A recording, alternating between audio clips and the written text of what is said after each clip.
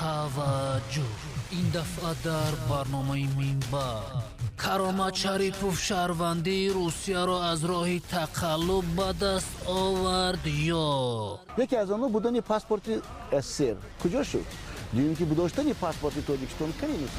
اگر راهبری جنبش مهاجران تاجیک را اجازه ورود به روسیه ندهند تقدیر این سازمان چی می شود؟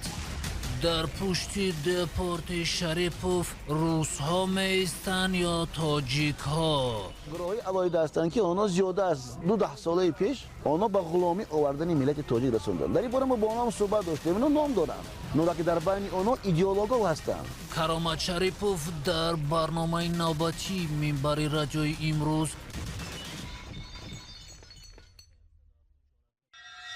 برنامه منبر با سعید احسانی جلالیان. الو سلام علیکم اکا. علیکم السلام. یک سوالی چی داشتم از اکا؟ کجا زنگ میزنه؟ چه نام داره؟ من از شهر کلوب جمالدین. شهر کلوب جمالدین. مرحبا. من 2016 اکا طرف کشینو با مسئله پریدم. در اون گناه نداشتم. خب همینجا گفتن چی وقت تو طرف ها میره؟ من گفتم خیلی در اینجا مبلغ بسیار یا شما در از کریزیستون مبلغ کم است.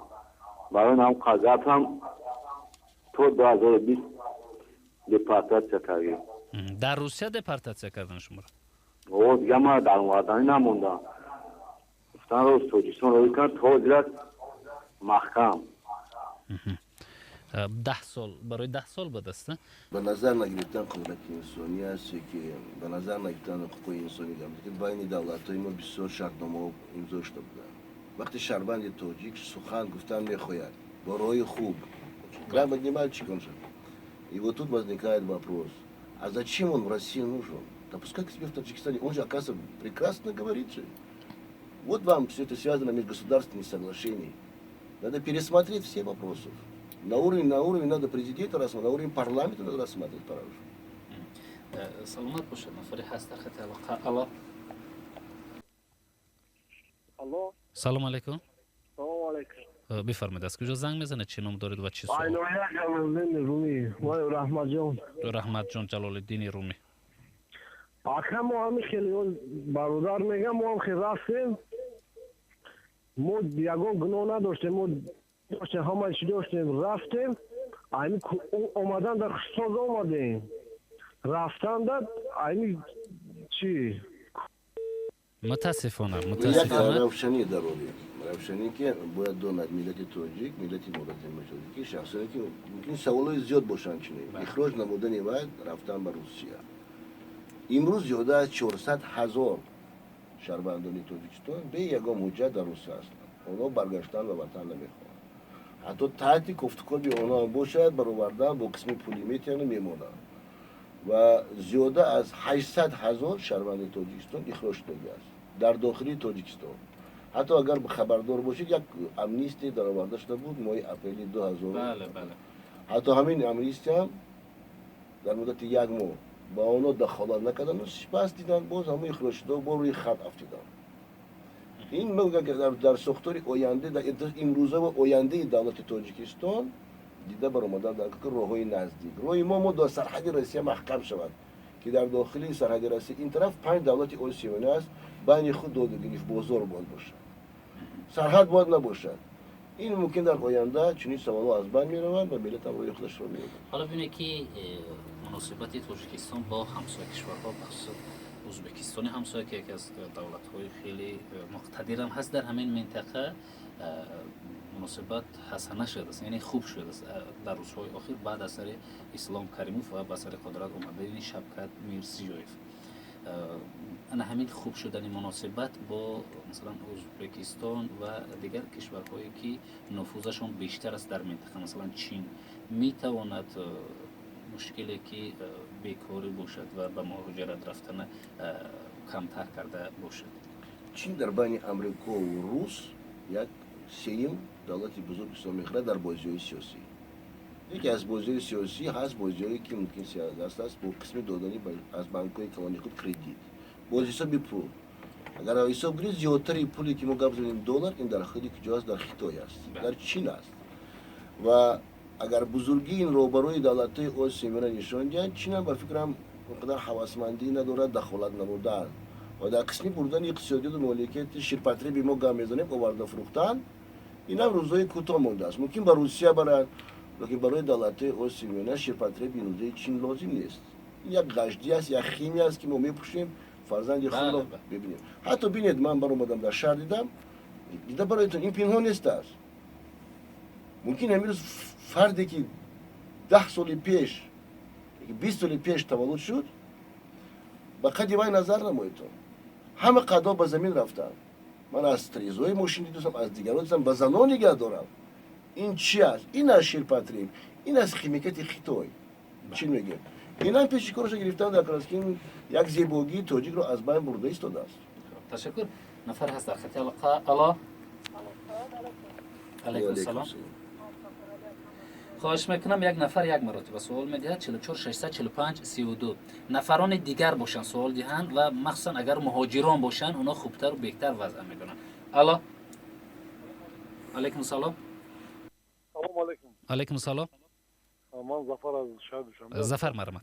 اکی کرامات یک سوال داشتم. سلام علیکم. وقتی که اکی کرامات از روسیه اخراج کردم آیا یگان دستگیری از طرف حکومت ما برای اکی کرامات شد یا فعال شده ایستاده؟ چه همین خب تشکر.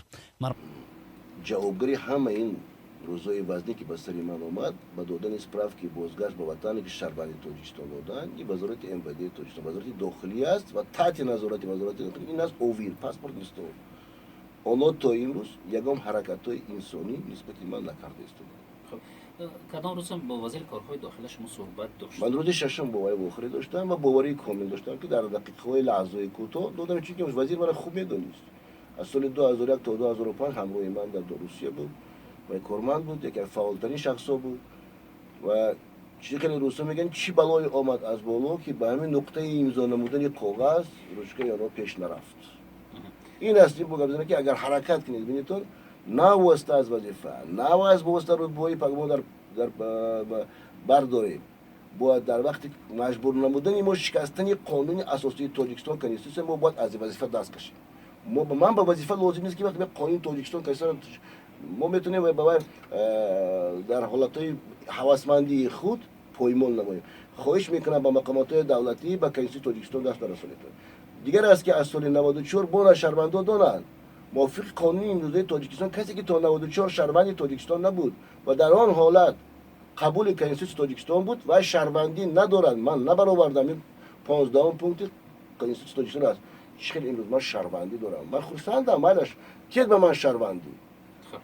اگر مملکتی که امروزه در روسیه که من دارم خونه دارم نفقه دارم شما وایم برگردونده آورده من به تیتون که در این جهوی با من باشه از طرف خود پیشنهاد دادم چرا نمیکنید؟ نمیخوام. هست در خط الا. الو. سلام علیکم. و علیکم السلام. آقا جان. سلام علیکم. ما سال گذشته چند سال فیلم مسکوان داریم. الان سال گذشته اومدیم همه کاغذامو همه 100% بدن. خب. الان با گشته رفتن من این سال ای کلوب گردوندن مو. با ای دوشنبه بلیط گرفتیم با گردوندن مو. ویزا محکمه گفت. دپارتاسیون نه. در استراخان محکمه میگه. ما چون استراخان رفتگی نیستیم. خطی رفتگی نیستیم. فقط سمالو خطی رفتیم اومدیم. خب یک سال باز رفته اومدن میگه محکمه استراخان. خب تشکر. استراخان رفتگی نیستیم. سوال فهم است؟ فهم است. خب شنوندگان گرامی ادامه دارد برنامه منبر از رادیو امروز و همصحبت ما کرامت شریفوف راهبر جنبش عمومی روسیه که مهاجران چون تنها به مهاجران تاجیک خدمت نمیرسونند و در اینجا مهاجران دیگر خلق و ملت ها حتی به شهروندان روسیه هم خدمت رسونده میشه چقدر که در بالا ذکر شد. بعد یک زنگ تلفن قبول میکنیم و بعدا باز یک وای میشه خطاگی بزرگ متاسفانه این نفر زیاد در خط علاقه نیستند. مرحبا. خطاگی بزرگ بکنیم چون که ما یکی از شهروندان مهاجران پیش از این سوال دادیم.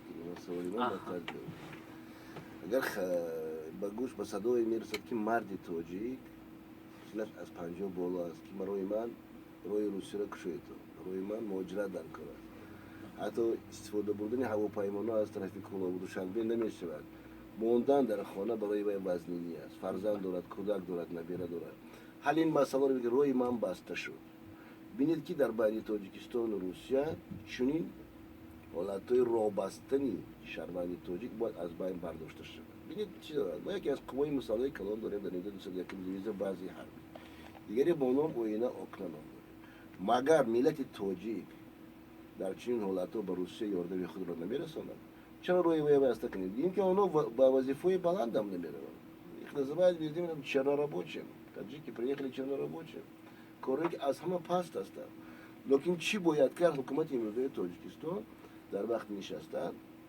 اگر ما گفت میگیم نه دولت روسیه دولت بزرگ است ما چیزی کردن نمیتونیم در اون حالت در 26 سال ممکن بود در مورد 1 میلیون کمتر ممکن 800,000 جای کاری باید ما تشکیل میکردیم چون وزنی به سر ملت ما نمیاد چی باید کرد که این اویله این مرد رو پگامو با نوتیم خوریم این بود وظیفه داران امروزه از طرف خدمات ملتی تاجیکستان خدمات باید حل مینمودن حتی در اونجا که در التماس خویش وقتی شهروند پریده میره چرا روی وی بسته میشود و خود خبر ندارد بله 4645 32 تلفن در استودیو و یک سوال دیگر شما بسیار وابسته به مثلا حقوق خودتون به اینوبت نگرفتن و یا توجه بیشتر ظاهر نکردن اینجا اشاره ها کردید خود شما مراجعت کردید به نهادهای بالاتر کشور برای بررسی همین مسئله خود مشکلات خود از اول حادثه‌ای که رخ داد من به سودای دولتی روسیه نمودم امروز که در تاجیکستان من هستم من هیچ وقت فکر نکردم که به ادمنستراسی پرزیدنت مراجعه میکنم چون که اینجا روشن بود که تمام حجت‌ها قلبکی هستند یک شهروندی دادن من بازگشت به وطن بعد از پراکا یکی دادن پاسپورت تاجیکی به من با حرف ا با رقم‌های دولت اس حتی چنین سپراکا با دست ما افتیدم که این دیروز نشده است این از سالهای طولانی این گروهایی که بودن من گفتم نسبت گروهی بدانی که نسبت ملت تاجیک برهم دادن قانون تاجیکستان بودن اونا روز دبر آمدن و پس من دیروز تمام این اساس این بودنی فاکتور داشته خود رو با ادمنستراسی پرزیدنت با موضوع رحمان من فرستادم که دیده براید اولا نبیند چی است کی است کرامت بیند که همین دولتی که ما زندگی میکنیم ممکن است چنین حالتها اگر که چنین حالتها باشد کسی از پایان حقوق شکنی قانون شکنی کند حقوق انسان‌ها رو پایمال کند این اگر یک از طرف بیرونه روز که میگن все позволено вот тогда надо нам задуматься نفر هست در خط علاقه الو سلام علیکم سلام علیکم رادیو بله امروز است از کجا زنگ میزنه چه نام دارد من از وحدت زنگ میزنم سنت الله از شهر وحدت مرمه چه سوال دارید ما در زیاد ماهای زیاد بودیم سالهای زیاد اکای کرامت رو خوب میدونیم میشناسیم این قدر سلامت باشی. نکته این برادر رو ما اگر وای ما رو میشناسد ما او رو میشناسیم خیلی خدمت کردن برای مردم تاجیک من یک پیشنهاد داشتم از همین پیشوای میلاد از درون زیالی همین اکای کرامت شهروند افتخاری تاجیکستان میداده همین سفیر تاجیکستان در روسیه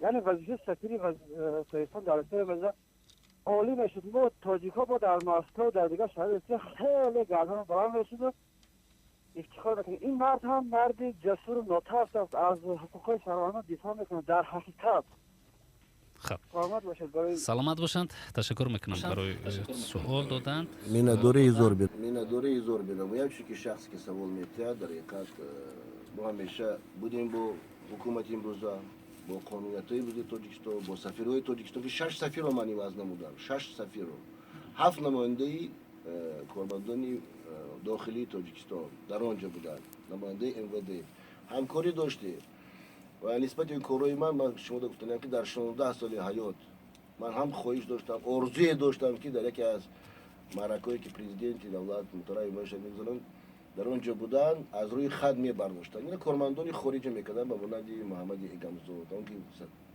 پرستوس بود حرکت میکنه که نام شریف از تمام قطار تاجیکان خط دادن و عاقبت همین 17 سال حیات من روزی نبودم در یک معرکه دولتی و این پیشنهادم نکردن کیا رو بردن با کیا همکاری کردن.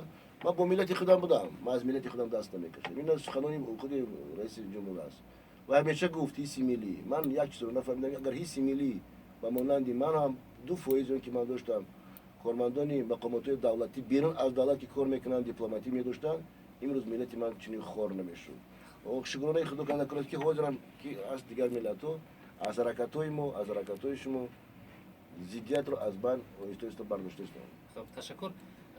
و اینجا یک سوال دیگر ولیزاده سید علی سوال داده است در شبکه اجتماعی فیسبوک. آیا شما بار کوشش کرده که آیدی مشکلی اصلی مهاجران تاجیک و راه‌های حل پرابلم های مهاجران یگان پیشنهاد به پارلمان تاجیکستان کرده باشید؟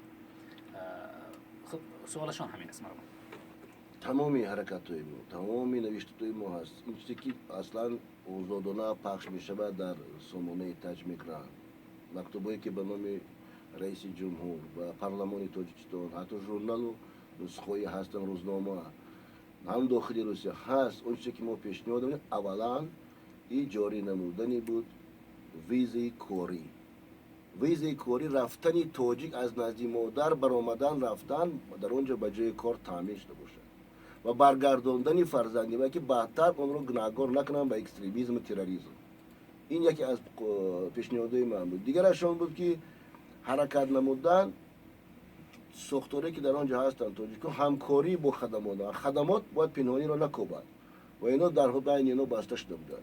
سوم این که وقتی که در رادیو تلویزیون تاجیکستان من پیشنهاد که به گمراهی نرفتن فرد تاجیک زیادتر پروگرام‌هایی کنند که با اشتراک اکسپرت‌ها رهبران دیاسپورا که اونا ممکن سخنگویی رو در مدت 16 17 سال که 20 26 سال اخیر یاد گرفتن با وزیر بوک من ندیدم و در وقت‌های اخیر من دیدم که وزیر در یک رادیو اشتراک کند، نماینده خدمات در یک رادیو اشتراک کند، سوال و جواب با ملت خود آزادانه کنید، نترسید از میلاد نگریزید، هرچند هم گریزید اونا شما رو پیدا میکنند و مجبورین کاری اونا رو بود کنید.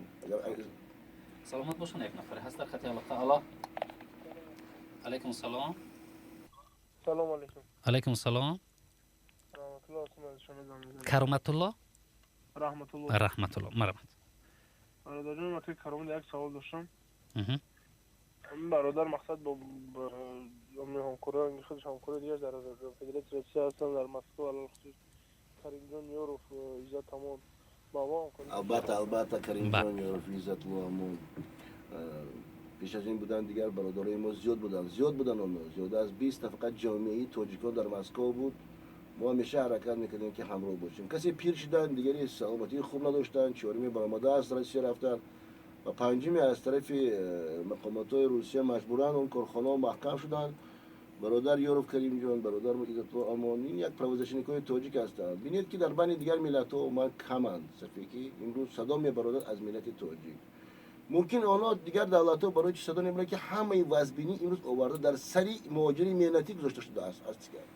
من یک برآمد داشتم در سمالیاتی که در پرواز از همون شبی که مرا از دستیمان نارشنیکو رو کشوندن بدتر که کارمندان پلیس روسیه تا فسب روسیه در زیر پای محترم پوتین افتادن که کرامت شریف رو برای تو برای که ما دیگر نداریم و پلیس خود پول دادن.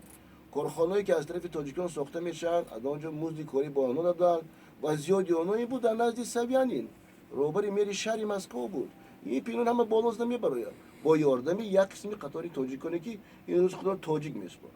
من همیشه گفته بودم اون فامیل اونها هستن، اونها بودن و پینونی هم ندارن که خدا اگر قبول کند حاجی صمد رو قبول کند عبدالرزاق و حاجی میرزا از اسلامی دین از یوان رو، اینا همه حاجی‌ها بودن. این دیوانو در قدی کوچه الکاگولیکایی که مانند بیان و محیدین محمود فینا اینا یا الکاگولیکا اینا من داشت سخن باندې اینا از کدام طریقه پیداش دیگه من خود نمیدونم. اینا بودن اشتراک کردن کارهای او بد رو به نظر گرفتن، بدی به انسان کردن، دورو پرداختن، نابود کردن میلاد بود. این هست و تاریخ این رو نمیبخشد. شکرانه خدا نکنه که امروز حکومت هم نسبت این حرکت‌های بدی آنها چرا دوست است. ممکن با پدر و مادر آنها هم بخورد حکومت. این چی است؟ فروختن تاجیک این شأن تاجیکی ما نیست است. تشکر. نفر دیگر هست در خط علاقه. سلام علیکم. علیکم السلام. سلام کلون با علاقه کرامت الله از کجا زنگ بزنه چنم درود؟ من شهر دوشنبه هستم دیگه. شهر دوشنبه. نامتان؟ من در همین طول 10 سال در مهاجرت مهنتی بودم در شهر مسکو. خبر شده جام ناز بود، کار موساد بود، دیگه همین رولیکای در اینترنت رولیکای که کرامتو را تماشا میکردیم. چلاوه نام همون موضوع موندگی بود که شعر نر توجیک. اگر کرامتلو شعر نر میمونه. ما طرفدار چیم؟ خب دیگه سبب همین با چی گناه شما را شهروندی شما را برهم دادن رفته را نفهمید. چقدر که گفته شد با پشتیبانی از مهاجران در مثلا بازار چرکیز، بس چرکیز بود، با بازار صدوات بود و چند جای دیگر شده بود. میتونم که بگیم که انا همینا باعث اخراج شما از روسیه هم شده باشد. ما باید دانیم که بدگمان کردن بودن ملت تاجیک که فرد تاجیک در روسیه که این است مواد مالی. این بازارها در حالت زنده ماندن حرکت‌های خود با یاردم تاجیک زبان‌هایی که شهروندان تاجیک ممکن خود به خود تاجیک هم نباشن، شاید تاجیکستانی حساب می‌کنن، این مواد مالی قسمی زیادی که آنجا میرفت و آنها حرکت بودن که مبادا دیگر شخصی که از جواری تاجیک مجبورن این مواد مادی که میکرده باید فروخته شود، از زندانهای روسیه به کرامت شریف تلفن کند که این مواد مادی را از چنین بازار من گرفته بودم، بعدتر به من مجبور کردن رفتن. این است ملت من. این روز یک چیز میخوانم که سبب دیمش که با کدام راه شما را از روسیه برداشتن. این هست راه اساسی شکستن پونک 8 کنونسیون اروپا حقوق انسان. روسیه که از دولتی است که در آنجا امضا نموده است. خودی تاجیکستان هم فراد از این خبر دارند که حقوق انسان باید شکسته نشود. سویمشون که وقتی با نیت شیرین‌نر گفتن تاجیک، من همیشه یک چیز رو به ملت خود گام میزنم و باید داند در کدام حالتی که نباشد وقتی که پیشوای دولت که پیشوای شما انتخاب کرده که لیدری شما در تنهایی و محکم میشود، شما از پس پرده نگاه میکنید، شما خود به دست خود به سپردگی خیستن در کار بود، گفتن در کار بود، چیزی پنهانی چی از شما میخوایم 10 ها 20 هزار پگاه همون یورو فرام کریم جان برهم میتید، پگاه عزت الله را برهم میتید، پگاه دیگر را همین ما برهم میتید. تشکر میکنم. نفر دیگری هست در خط علاقه. الو. سلام علیکم. سلام علیکم. بفرمایید از کجا زنگ میزنه چنان درد؟ همین اکای کرامتلو باید سوال داشتم که همین ویزاها هوی میشون یا من مثال محکمه دپارتاسیون مثال نامعلوم همین هوی میشون یا نه؟ تشکر. به یک چیز رو قید کنیم که امروز ملت تاجیک در حالتی است که کی ما با تماج سیوز می‌داریم، کی ما با ابراز که سیوز پوره می‌داریم. هر روز در همین رولیکو پیدا میشه یک از رولی که من تماشا کنه تاجیکستان با تماج سیوز داره. من از حکومت داران خواهش دارم نسبت ویزا، نسبت تماج سیوز در آمده سیفوک شد. هر روز 5 10 دقیقه 20 دقیقه در روینه نمی‌گون گپ زنید. ملت در گمراهی است، پراکندگی وجود دارد، حقیقت را نمیدوند، اینفورماسیون پوره گرفتن نمیتواند. اون خدماتی که از اندازه امروز ملتی که تاجیک انداز نالوگ ما میسپاریم در دولت‌های دنیوی هستند، مثلا در روسیه از حساب مهاجر اندازه و زندگی و پوره باید با ملت بخورد، روزای قبول داشته باشد، نه بلکه از بیرون یک شخص میشنید مانند سعید بیگ بویف شما ملت تاجیک را قبول کنید، خود تصورات ندارد کجا رود ملت تاجیک. این ویزا محکم شدگان کسی هم نمیدوند، اویلینگ میگیرد، پول میگیرد، میرود از خودش میفروشد، بعدتر بر روسیه میباید چی بودشن پتین میکنند، در حالت گرفتن میگن ویزای شما محکم شد. همین روشن نمودن در کورت یا حکومتی وجود شدن. جمعیت کار کرده است دادن، جمعیت پیشنهاد میکنن فکر خود. تشکر. و حالا یک سوال دیگر آمد است از شبکه فیسبوک. این همه پشتیبانی ها و دفاع از حقوق مهاجران باعث افتخار بود و هست، اما مبلغ های صرف میکرده را از کجا پیدا میکرد؟ همین طوره؟ سعدی سوال فهمو شد برای شما؟ فهمو است. اینجا دلیری دلیر سوال دادن. برادر دلیر این سوال ها از طرف یکی از ژورنالیست ها، ممکن ژورنالیست هم نباشد، گفران وهاب بود، برادر محمد یگمزاد از کارمندان وزارت کارهای داخلی در کبیس که عدل کنید. آنها بعد با چنین سوال از دیما که از کجا اینقدر پول و پیسه پیدا میشه؟ شما روزنامه دارید، شما آفیس دارید، شما کارگر دارید. یک چیز را فراموش نکنید، مگر شخصانی که به آن آفیسی که به کارخانه به من میرن، آنها نامناسب خود را میگن نمیگن، آنها تیارن نه تنها 50,000 گزید، آنها 100,000 که تاجیکستان هم پوشه، آنها تیارن یاردم خود را قسمی فینانسی رسانن، قسمی پولی رسانن. این بود و بسیار آن نکته که در کار نیست از گفتن. سیمش که ما خود با خود میدیدیم که در وقتی گرداندن پول بود پیشنهادهای ما بود، پیشنهادهای پسر بچه هم بودن که همین را میگیرن دیگر رو بگردونیم، میتونن همین پول هم نگیرن. اون سالهای 2016 2014 2015 مزد کلانی که در مهاجرت نرسید برگردانده شد، اونا خود بیاوردن تا میلیون ها آورده میسپاریدن گیرتون و این پول داده سیمانو چرا برگشت؟ مثلا دورنیکو بیلیتون 5-6 سال آخر پول نگرفتن، همه برگردانده شد. این است بود ترس امروزه دولت یکی دولت دارد روسکی چرا این پول را گردانده ایستاده است؟ چرا کنست این باید نگردد به میلت؟ ما موندیم پرینسیپی کاری که باید برگردد. گپ در سر این است که او برگردد به صاحبش برمیگردد که به شما بر نمیگردد. به صاحبش برمیگردد. وقتی صاحبش برمیگردد صاحبش یک نفر نیست، از کارخانه 50-60 نفر 100 نفر 200 نفر است و خود اونا بین خود صحبت میکنن که برادر کرامت شریفوف همین گزید رو از نوع ما برایتون 1 سال اشتر مقدارش حساب میکند 2 3 4 5 6 فایز میشه. اومد این پول نبود، اونا با عهده خود میگیرن. گزید پیدا شد، آفیس دیگرش گرفت، سیمش گرفت. اروی گراندگری مثل برادران از بدخشان هستند، من فخر میکنم از اونا تنها هم بدخشان، اونا با نور گروه دارن، جامعه دارن، با احترام با هم نزدیک شخصی به حرمت ما آخوان است، قسمی فینانسی دارد، جوری با توجیهی که این روز در بیرون هست یگام حالتی نه بیزنسمن ایمون الیگارخی بگیم تاجیک دیانی نخویدسا خود پامگلیف چمتونی بود. یک به نزدیک یک سوال دارم که مثلا زید سعیدوف من حرمت میکنم فردا دور در کجا مخه و این انسان است توجیک است چی میشود زید سعیدوف که همون یک وکنیتون موضوعی کلان رو برداری پس از محکم کردن است. مثلا من گفتم من یک سوال دارم با زید سعیدوف он не один и не последний. Хоть малейшее что-нибудь для этого народа сделай за пределом, хоть будку открыли для того, чтобы муаджир пришел и сказал, я хочу позвонить. Почему не делаете? У вас миллиарды под ногами. Почему не делали? Им будет. Мы хотим از دولت گیریم کنن. نگاه بردن جای ما دو مهاجرت موندن. چیکار مهاجرت ملتی؟ اندوز 1837 دلار آمریکایی امروز کارمند خدمات مهاجرت ملتی در روسیه از تاجیکستان نمایندش میگیرن. برای چی گردونن؟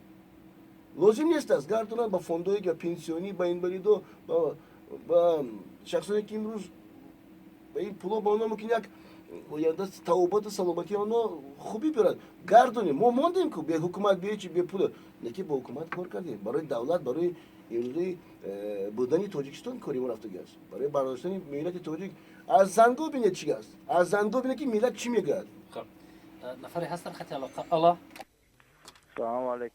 علیکم السلام. برادر همی از سه سوال داشتم. مرحمت. من با که کرامت شریف این امسال کار میکردم روزی این ای واقعه روی داده و او را ایوسو دپارته کردن چو کردن بعد دوران یکون شوگیرده که مثال همی توجیکو را چخیل دستگیری میکردن همی کرامت شریف که هم هسته ادامه که مثال دستگیری کنه با همی ملت توجیکو بعد باید سوال دیگه با درآمدن همی تاموژنی سایوز برای مهاجرا همی اکای کرامت شریف با میدونم مثلا هم بچه ها مندازه چه کار میکنن چی میکنن همی مودا سوزه یا که پلوس یا که مینوس برای مهاجرا بعد برای دولت پلوس میشه یا مینوس میشه. خب تشکر میکنم. ما میشه فکر میکنیم که در گرد اطراف ما کادرهای زیادی هستند. خود نظر نمایید به روسیه 141 میلیون اهالی دارد یگانه پوتین دارد. دیگرش ببینید یک پارتی هست که در آنجا لیبرالی با نام ژیرینوفسکی خود دارد ژیرینوفسکی پگاه رود همین پارتی وجود میکند هیچ نه بعد رفتن پوتین هم تمام روسیه با چند قسمت تقسیم میشود بعد چون دولت شوروی رفتن کرامت شریف در آنجا هزار کادر کنیم برای این 20 سالها در کار است. این دولت نیست که مثلا وقتی من پسری خودم پیشنهاد کنم برای راهبری جنبش مهاجران باوری کامل دارن که قدرت و قوتی وای نمیرسن چون این از خون است از حرکت روسیه میگن دریانیون دری موندن از اون وقتی پیدا میشه فرزند رفتن مگر دیگر جامعه ها نبودن توجیه برای چی پروکنده شدن برای که حس ملی نزدیک به ملت بودن، یکی تجربه کاری نداشتن و سخن و رفتار نمودن با حکومت روسیه، این هم یک تجربه کاری داره. یعنی گفتن ممکن است که بعد از آمدن شما چون نفوذتون بیشتر بود، شاید که بعضا مقامات از همون قدرتی که داشتید میترسیدن بعد از شما همین نه پراکنده کنن همین سازمانشون. این سازمان خطر هم هست. علاقه در حالت بیرون وجود داره، در داخل روسیه سازمان وجود نداره. خب چون در بیرون بینید که یک هفته پیش هم نشده است دویم شخصی که از شهروندی برآوردن جونشین که زن главный редактор газеты Гульбахору Кадиров. خب Тоже лишили гражданства. اینا رفتن سیم که اونا ایزو تروریسم با تمامی اعضای سویت. مثلا دویم شخصی که ممکن شود این رحمت الله خوشوقت و سیم شروع. اینا 12 نفر که تمامی اونا شهروندای پیشینه قوه یک مسئله یک معمولا دیم حربی بودن. آنها موندن. مگر دیگر کسی پا دراز میکند. ببینید که چی است. درباره حقوق عموما در سطح اسنگ حقوق انسان از بین برداشته شد. درباره جامعه بودنی ملت و ناسیونال دیاسپورا از بین برداشته شد. کیا موندن انسان человек в роли раба. همین غلامایی که در انسان اینا میمونن. اونا با کجا مراجعت کنن؟ اگر در چنین حالت باشه دولت‌هایی هستن سابق سوری در حالت حقوقای اونا پایمال کرده میشه. دیپ کورپس سالانه میگیم ما کاردار نیستیم.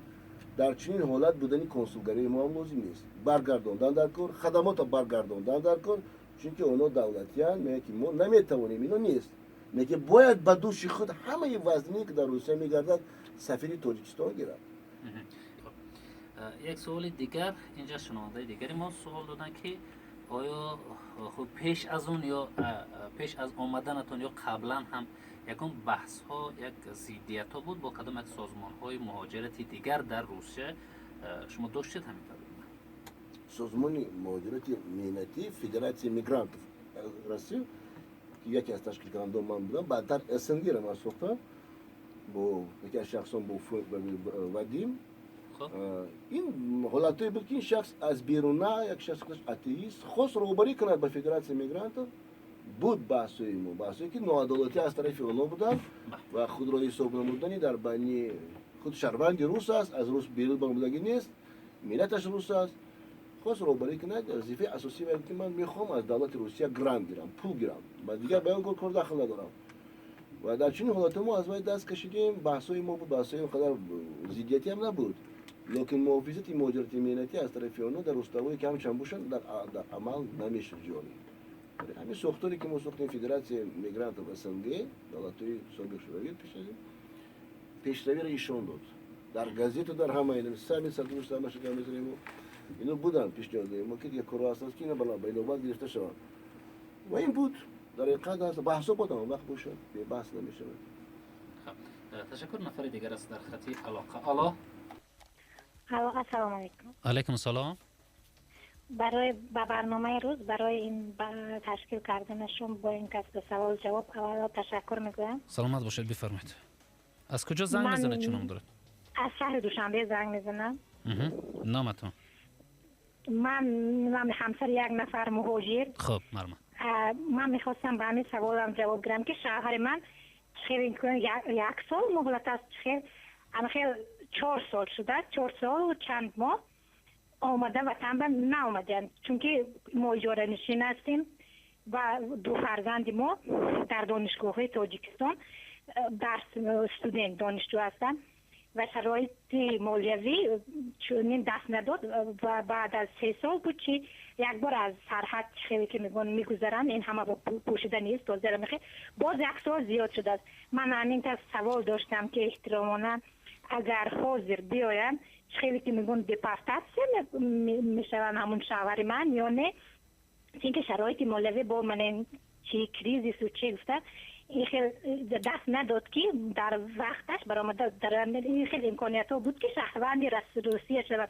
من از شوهرم چند بار سوال میکردم اون کس میستم هیچ وقت من مادرم را عوض نمیکند. این معنای آن دارد که تو شهروندی رو به خاطر پول به خاطر چی از مادرت چیزی که از مادرت تو چی کرده باشی به همین خاطر شهروندی رو نپذیرفتند. یکم وقت این امکانیت ها بود لیکن حاضر همیشه من انقدر بسیار خوش داشتم که هم خیلی و چون که باز همه هیچ که پوشیده نیست وضع اقتصادی مالیاتی همین ما با همه خیلی شرایط طلب میکند که باز روان با روسیه بعد آیا با داخل شده میتوانم ورود روسیه شده میتوانم رحمت پیش سلامت باشن.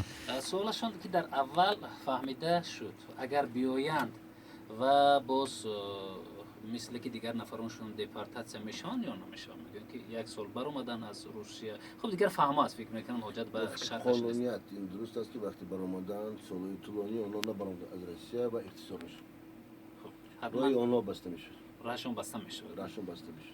خب نفر دیگری هست در خط علاقه. الو سلام علیکم. سلام علیکم. سلام گرم خدا با کرامت الله شریف میرسم که یکی از پدری تاجیک هم گویم خطا نمیکنم در شهر مسکو بود. تمام خدمتاش خلقی قدر میکنن. گفتنی هم که این کارو همش پس سر میشد. ما با شما اینیم. سوال نبود. سلامت باشید.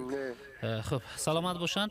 و اینجا چند یک نفر دیگر از زنگش قبول میکنیم، بعدا چه سوالی که از اداره هست اونا برای شما خواهیم داد چون وقتا میبینیم اونقدر زیاد نمونده است. نفر اخیر است. الو. سلام علیکم. علیکم السلام. شریف از شهر دوشنبه. شریف دوشنبه. مرحبا شریف. ما میخواستم که به همین برادر یک پیش فهماندنی هم که همه حاضر در جمهوری تاجیکستان مخصوصا همه سودها درباره سودها شما خیلی معلومات دارین که عموما با قانون ها رعایت نمیکنن، چون که ما مخصوصا همین سود ناحیه سینا در همین خیلی یک برادر از سود شده بود، یک نیم سال پیش بود. من خودم اشتراک کردم همه مرافعه سودی ده. یگون خیلی فکت یگون خیلی معلومات نیست که همین انسان همین شخصیت همین برادری ما وای می شود، سود می شود، ترمه می شود برادر گرامی. لکن ما همین قدر دکزر میکنم، همین قدر اثبات میکنم که همین گناهگار نیست. زدنش 15 سال رفت بیچاره. همین خیلی قدری بقوت بود، به حد قدری بقوت بود، لکن 15 سال دادنش رفت. او روز گوش کردم یک آدم کشتن، آدم کشتن 8 سالش دادن. همین خیلی قانون ویران کنی در همین ایمینا. خب برادر گرامی سلامت باشن. بدونید موضوع شما الهیده است، شما بیاید به من مراجعت کنید، ما موضوع شما در افیر بررسی میکنیم. حالا گپ در سر قضیه که در رابطه با مشکل کرامت شریف و فرخته ایستاده صحبت میکنه ایشان. حالا پرونده های سودی در محاکمه های سودی در مثلا تاجیکستان کمتر بودن، شاید که عموما نبودن و این خاطر ما خیلی میتونیم این سوال ها را از ایشان پرسیم که حالا به این مسئله کمتر توجه داشتن، بیشتر بحثاشان در سودهای شهرهای روسیه بوده و میتونیم که از اونجا سوال بدهیم. اما شما این سوالاتون هم که میتونیم پاسخ بگیم، اما وقتی دعوت میکنیم رهبریت سودی عالی جمهوری تاجیکستان را و وابسته به این سوال حتما پاسخ خواهند گفت، یا دیگر نهادهایی که در کشور هستند یا کارشناسانی که حقوق شناسانی که در کشور هستند با پرونده های سودی بسیار سر و کار داشتن، یعنی اونا میتوانند به این سوال ها پاسخ بدن. ولی کرامت شریفوف آنه که بر دوش خودشون به همون پاسخ بگن این خوبتر و بهتر میشه، چون وقتی ما اونقدر زیاد نیست که ما با دیگر سوال ها بیشتر پاسخ گفته باشیم. و سوالی که من میخواهم بدم این است که حالت های بود حتی برای ما هم مراجعت کرده بودند. مثلا اگر در یاد داشته باشید یک نفر از روسیه آمدن گفتن که مرا مثلا یک نفر حاجی جبار بود نامش گرفته بودن که خب بحث داشتن، مرا حتی میخواستم لطوکوب کردن، میخواستم مرا بکشند، اما خب کدام یک شهروندای روسیه آمدن و ما همینطور فرار کردیم از روسیه آمدن و به نزد شما. خب این ما بحث هم داشتیم با مقامات مربوطه برای بحثی که با همون نفر داشتیم، ولی شما هم گفتید که نه. در همونجا من تماس گرفته بودم روسیه با شما، گفتم که همین مرد که دلیر عبدالمدودوف نام داشت میگه که مرا لطوکوب کردن و آدمان انهمین حاجی جبار، یعنی همین بحث بود. ولی شما گفتید که نه، با این نمیتونیم که ما باور داشته باشیم، چون اون نفری هست که به مهاجران خیلی کمک کرده است و این کار نیست. ولی گپ در سر این است که همین گونه گروه هایی که مثلا مهاجران غم میته، مثلا اون یک شهروند تاجیکستان است ولی میخواد از حساب یک شهروند دیگر روز گذراند، مال و ملکش گیرد، کار فرماده پولش ندهد. در روسیه همین وضعی که شما مثلا چندین سال بوده کار کرده، اطراف ان همین میخوام نظر و اندیشه هاتون گرفته باشم که خب اینا هم تاجیکن، اینا هم تاجیکن، ولی همین ها هستند. کاربری شما وابسته به این حالت چگونه مرام؟ در حقیقت پلیسایی که شما نوبر کردید هستند، جا دارند. شخصی که اونا دست میزنن به ملت تاجیک پشتیبانی خود دارن، پشتیبانی خود از حکومت روسیه، از حکومت تاجیکستان، نماینده حکومت تاجیکستان، نماینده حکومت روسیه. اون جایی که حدیث ها میگذارن زد و خورد یکی جبدیدهای تاجیک ها پیدا میشوند، من دور نمیرم یک بازار لبنان را میدیم پراکنده شوی فرد تاجیک و زدن تمام دنیا دید. این چیزی که شما گفتین کسی ندید، تمام دنیا ثبت کرد که زیکیروف نوروز بله. و چرا در اون بین اون کی بود؟ شمانه در داخل حدیث آمد بود. شمانه نماینده پارتی خلقی خودی ما دموکراتیک نماینده میگه این بی‌ابرویی پارتی کردن سید بیگ است، بی‌ابرو کردن پارتی خلقی دموکراتی است. در پالیون پینا پسر بچه رو زدن کوبا، بعدتر چیکار کردن؟ اون رویی کردن. و ممکن بود که در همونجا کار جنایتی را با آخر رسوندن. با دستگیری کی آوردن؟ با دستگیری سفیر تاجیکستان ایموری ستارویچ و با تلفن با من صحبت که ما همین حال تا آخر میبرم. و البته این شخصانی که هجومی که زنازنی نابود کردن تاجیک رو پس زندان شونده میشه. چه شکلی شد؟ زندان شدن اونا یا نه؟ نشدن. اونا تا امروز کار کردن. خودی برادری که تمام تاجیک‌ها از روی وای خاطری وای خسته برو بودن نوروز زیکیروف در بالجمون در حالت استراحتی است که پدرم ما یاد کردم. وقتی پدرای ما تلفن میکنن فرزند ما را گردن کرامت بیان است که ما فرزند شو وردم. وقتی که دخترش پرستگی بود از نیژنی پنج پایون. اینا چرا نگشتن آمدن؟ این در حالت وای زدن پدر و مادرش به یاد آورد. و باید در روسیه باشد و باید به نسبت ملت تاجیک مبارزه نسبت خود حقوق انسانی خودش پایمال شده زدن و باید طلب از دولت روسیه کنند. حالا ببینید که کرامت شریف میگه که حقوقش در روسیه حمایت کند، ولی که نمیشود که اگر میشد شما حقوقاتونه در اونجا حفظ میکردن مقامات روسیه. اگر میشد اون مرحله یک کودکی 9 ماهه 6 ماهه که در داخل اداره مقامات امور داخله در شهر سنت پترزبورگ بود از حقوق اون و مادرش هم که اخراج شد اونا حمایت میکردن، ولی که نشد کو. ولی این چیکار میکرد؟ این نفر میتونست که از من یک چیز رو قید کردم. باید ما اینو دونیم. ما داریم دولت، ما داریم روبری دولت و یک خلق انتخاب نموده است. اگر گرد اطراف روبری دولت چنین رفتارشون زیاد شود، هیچ وقت حقوق ما در روسیه محافظت کرده نمیشه. وقتی که نماینده دولت، نماینده دیپلمات در نشستن بعدی قانونشکنی نسبت тожик صحبت می‌رود با خنده از کابینت می‌برد. Мы общий язык нашли, мы труп положили маленького мальчика, уморали же. За что вы общий язык нашли? Можно закрывать глаза. Карамат Шариф отправляем в Таджикистан, закрываем глаза. این هست که حکومت روسیه میگه این است رو برای شما. چیزی خود از دست شما در وقت صحبت بودیم که قرقیزستان و ازبکستان چرا کمتر است؟ برای که صحبت وزارت کارهای خارجی یک تلفن میکرد از ازبکستان. در این حالت تمام قوای پلیسی روسیه از هر تا بگه دوادن. اما چیکار میکنیم؟ ما شهروند خود رو یکی شهروند تاجیک خود رو با دست خود پیوست میکنیم، پابند میکنیم، با تاجیکستان میپرتیم به مانند نوروز. تشکر میکنم. من برای یک صحبتی پرمحتوا میبینم که وقتی ما هم دارد چند لحظه آخرش مانده. من پوزش میخوام از شنونده ها، چون شنونده ها خیلی زیادن، میخوان که با ما تماس گرفته باشند، نظر و اندیشه هاشون بگویند، سوال ها داده باشند به هم صحبت ما. ولی چیکار کنیم که وقت خیلی مهم است و رعایت کردنش. به این خاطر ما هم پایبند همین وقت هستیم و میخوایم که اون رعایت شود. چقدر که دیگر برنامه هم همین طور است.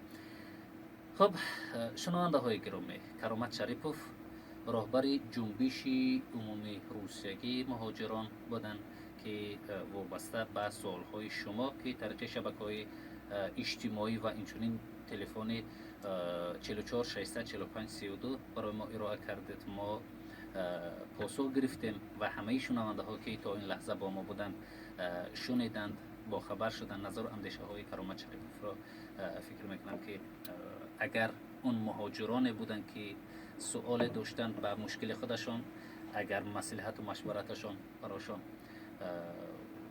کمک کرد، ما هم خیلی خرسند خواهیم بود که برنامه منبر باعث شد شما یک مشکلی که داشتید از اون برای شما نافهمه بود معلومات پیدا کردید.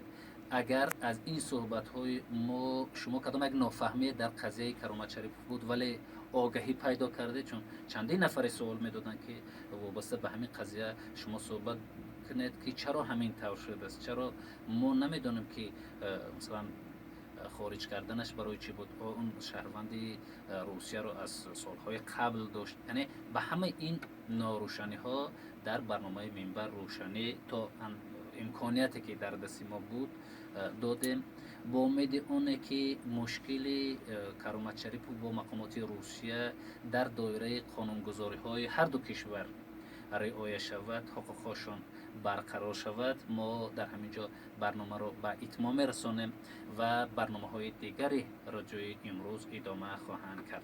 در امان خدا.